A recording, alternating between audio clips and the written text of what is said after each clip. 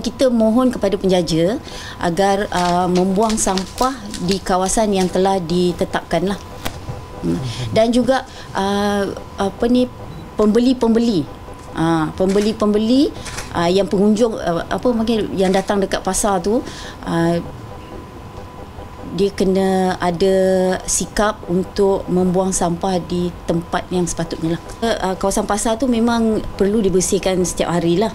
Tapi kita punya kontraktor dekat kawasan tu buat kerja-kerja 2 kali sebulan. 2 kali sebulan? 2 kali sebulan lah. Itu dalam spek kerja dia lah. Dulu dekat kawasan ada satu tempat, tapi tempat pembuangan sampah kita buat, tapi penduduk tak setujulah sebab dia berdekatan dengan rumah. Jadi kita alihkan jauh sikit lah dia punya tu. Tapi memang ada. Kalau tidak, dia orang tak ada nak buat mana nak buang sampah kan. Tapi kebanyakan penjaja ni, dia kadang dia ambil mudah.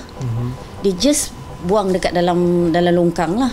Dan biasalah dia kalau dah buang dalam longkang tu, dia harapkan PBT untuk buat pembersihan kan. Itu yang berlaku dekat kawasan pasar tu lah.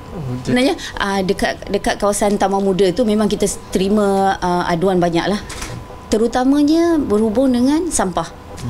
Sampah sama ada sampah penjaja, sampah domestik, sampah penduduk, dan juga sampah daripada pasar pagi tersebut lah. Dan bila kita semak balik, dan yang sebenarnya dekat Taman Muda ni, dia ada kontraktor dia sendiri. Penjaja pasar pagi tu ada kontraktor dia sendiri yang membuat collection lah, membuat kutipan sampah setiap hari, setiap pagi. Ini dia ada juga kawasan-kawasan yang dia tutup longkang. Jadi kerja-kerja pembersihan tak dapat dijalankan. Itu yang air tu bertakung di situ. Dia dah tutup macam tu. PMBNJ yang time nak bersihkan tu, dia tak boleh angkat. Tak boleh angkat. Ada yang dah konkrit dah. Kalau kita tengok, ada yang dah konkrit dah dekat situ.